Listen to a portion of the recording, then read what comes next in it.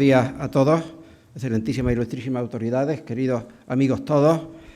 En primer lugar, muchísimas gracias a IAGUA por contar con la Federación Nacional de Comunidades de Regantes de España para estar aquí presente y de algún modo poder dirigirme a ustedes, aunque sea unos solos minutos. También quiero agradecer a IAGUA la buena labor que está desarrollando y lo ha demostrado las palabras de Alejandro Maceira, su preocupación por el regadío, algo que parece que en nuestro país está pasado de moda, porque vamos por libre un poquito con relación a la política mundial que se debería tener. Entonces, de eso quiero hablar un poco. A IAGUA ya, de algún modo, aconsejarle, quiero transmitir alguna idea. Por ejemplo, un tema muy importante que debemos divulgar. Debemos incidir mucho y dar a conocer a la sociedad cuáles son las externalidades positivas del regadío.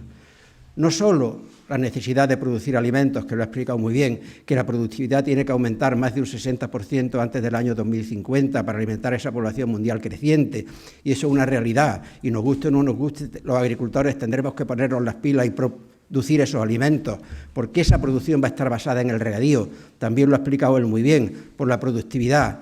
Si lo hiciéramos, si aumentase la productividad a costa de las hectáreas de secano, como algún partido político ignorante de la realidad sugiere, pues iría en detrimento de selva y bosque a nivel mundial. Si tenemos que aumentar un 60%, teniendo en cuenta, y lo ha dicho Alejandro, que una hectárea de regadío intensivo, cultivo forzado, equivale a 40 de secano, ¿cuántas hectáreas harían falta en el mundo desmontar realmente y sembrarlas de cultivo? O sea, la base está en el regadío muy tecnificado. Y en España, aunque a veces se diga lo contrario, tenemos que ir con la cabeza muy alta, porque ya tenemos más del 75% de nuestros regadíos modernizados, y digo a nivel nacional. En el Levante, por supuesto, donde hay menos agua, se distribuye con mayor eficiencia. La necesidad obliga, qué duda cabe, pero de cualquier modo, fíjense, más del 52% del regadío, de la superficie regada en España hoy, se riega por sistema localizado, y más de un 23% por sistema de riego de presión, con lo cual ya tenemos más del 75% de la superficie regada por riego modernizado, riego de presión. Y eso no lo tiene ningún otro país, con lo cual sí podemos presumir de eso. Y también lo que sí quería, como decía al principio, es divulgar esas externalidades positivas del regadío. El regadío no es solo producir alimentos que, como decía, son muy necesarios, y a nivel mundial debemos hacerlo así, aunque la política europea vaya por otro camino. Aquí, al contrario, aquí se subvenciona por dejar las tierras vacías, un contrasentido, lo que yo digo muchas veces. O procuramos que los países en desarrollo puedan producir sus alimentos y se queden allí a comer, o le tendremos que poner un plato aquí en nuestras casas para que vengan, como están haciendo, de un modo o de otro, y sufriremos las consecuencias. Con lo cual, a ver si se abren los ojos y se dan cuenta de que la política con relación a los regadíos va un poco equivocada.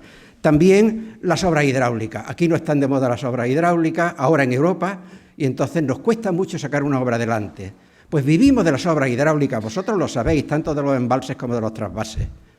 Si no existiesen obras de regulación en nuestro país y estuviésemos a merced del agua que discurre de un modo natural por nuestros ríos, presumiríamos de que tendríamos unos ríos escénicos muy bonitos, pero no podríamos vivir más de 4 millones de personas en toda España durante los meses de julio y agosto con los ratios de consumo actuales. Y estamos viviendo más de 70 millones con la población flotante que viene. Con lo cual tenemos esa dependencia. Ya se están dando cuenta los países del norte, porque como han sufrido sequía y no tienen obras de regulación, pues las consecuencias para ellos son más graves porque no tienen agua, no disponen de agua. También para combatir los efectos negativos del cambio climático. Es lo único que coinciden los estudios relacionados con el cambio climático, es que las lluvias pueden tener un carácter torrencial y periodos de sequía más amplios. Ahora más que nunca hacen falta esas obras de regulación. Primero, para retener esa lluvia y evitar los daños que producen las inundaciones. Y segundo, para disponer de agua en las épocas de sequía. Con lo cual, cuanto menos reguladas estén las cuencas de los países del entorno del Mediterráneo, más sensibles serán a esos impactos negativos. O sea, es algo casi de perogrullo. Aunque se diga, ahora ya no, ahora lo vamos todo a solucionar con libro verde, con gobernanza, con no sé cuántas obras hidráulicas, no. Pues las obras hidráulicas es la solución. Aunque, como digo yo muchas veces, aunque tengamos que pintarlas de verde, pues las pintaremos de verde, pero de eso vivimos. Y de eso vamos a vivir en el futuro, aunque ahora no estén de moda. Y hablando de las externalidades positivas, hay que dar a conocer la importancia que tienen nuestros cultivos como sumideros de CO2 atmosférico. Si en Europa los cultivos y los bosques que dependen de las agricultores y ganaderos desaparecieran, bueno, ahora mismo sí absorben aproximadamente, según el tipo de cultivo, entre un 8 y un 15% del CO2 que emite toda la industria europea. Y no cobramos nada por ello. La importancia, todo eso hay que darlo a conocer, la importancia que tienen, por ejemplo, nuestros cultivos, por el oxígeno que también aportan, por la fotosíntesis de las plantas, a la atmósfera del que todo el mundo se beneficia. Ese sumidero de CO2 contribuye positivamente para reducir el efecto invernadero de nuestros cultivos. Todo eso desaparecería. La importancia que tiene, y lo ha dicho también Alejandro muy bien, pero nunca lo he oído como lo ha dicho él correctamente, es el PIB, el Producto Interior Bruto, la importancia que tiene la agricultura. Aquí sí lo manejáis mejor porque realmente la importancia del complejo agroalimentario asociado en ese PIB. Se habla a nivel político, la agricultura sí representa un 2,8, un 2 y pico % del PIB, eso no tiene importancia. ¿Cómo que no tiene? Si todo el PIB del complejo agroalimentario asociado, que son todas las industrias, todas las empresas de servicios, fabricantes de todo tipo, desde material de riego, fitosanitario, maquinaria, etcétera, etcétera, si se suma, porque depende de la agricultura, todo ese complejo agroalimentario asociado oscilaría a lo mejor entre el 15 y 20%, quizás del PIB, y eso es muy importante a cualquier país, aunque aquí se menosprecie. Todo eso hay que darlo a conocer. La importancia que tiene también para la distribución de la población en el medio rural. Ahora se habla mucho, la España vaciada, y todo el mundo se lamenta. Pues con las políticas que se están haciendo casi en contra del regadío, se va a vaciar más todavía. Y se va a producir más eso de los grandes núcleos de población. Está pasando. Si apenas un 4% de los agricultores tienen menos de 35 años y hay jóvenes donde hay una agricultura industrializada, donde hay una agricultura viva, donde hay una agricultura tecnificada, solo en sitios muy localizados. En Europa pasa igual. Con lo cual, y hay estudios que se han hecho, por ejemplo, donde se demuestra que en las superficies, en los pueblos, los términos municipales, donde más del 50, y me parece que era el 55%, entre el 50 y 60% de su superficie era regadío, eran los únicos donde se había mantenido o aumentado un poquito la población. En todos los demás habían emigrado y van a aumento.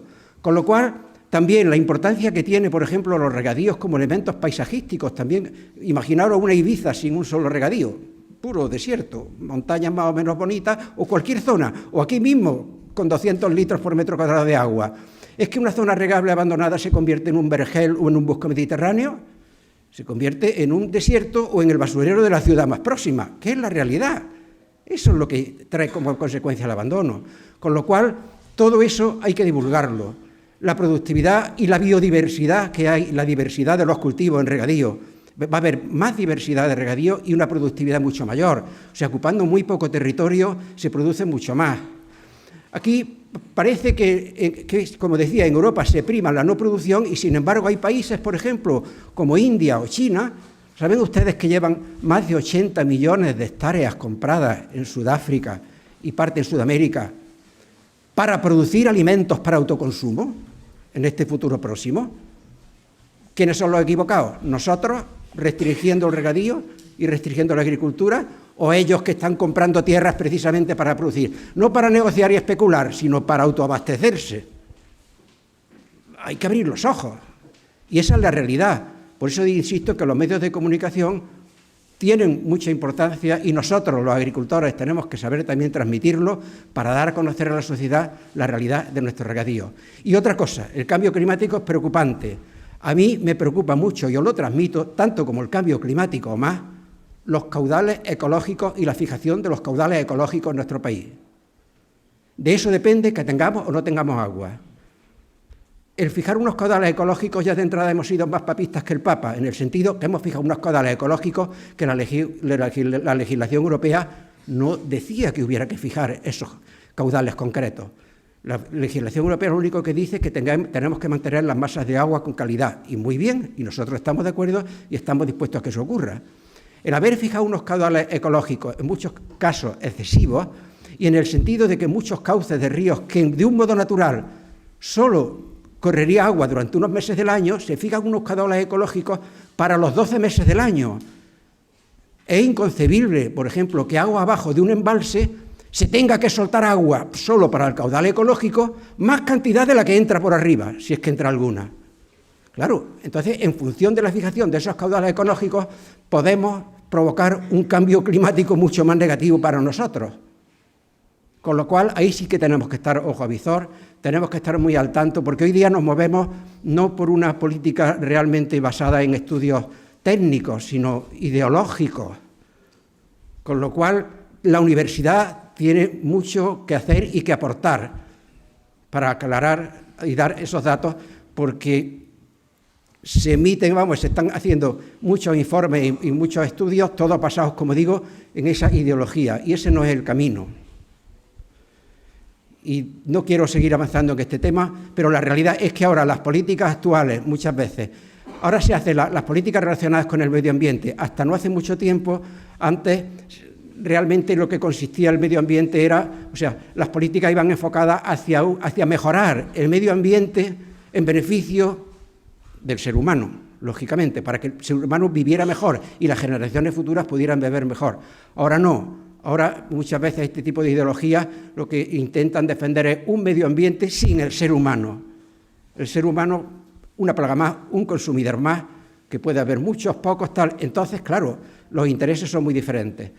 Por eso, como creo que no se nos comprende demasiado en nuestro país, hemos pedido al presidente de Gobierno, desde FENACORE, que las políticas de agua pasen a depender del Ministerio de Fomento, que es un ministerio inversor y que comprende la necesidad de obras hidráulicas, y aunque queden las competencias ambientales en el Ministerio de Transferencia Ecológica. Lo anuncio porque ya lo hemos pedido, lo vamos a divulgar y creo que tenemos que cambiar un poco el ritmo de nuestra actual política.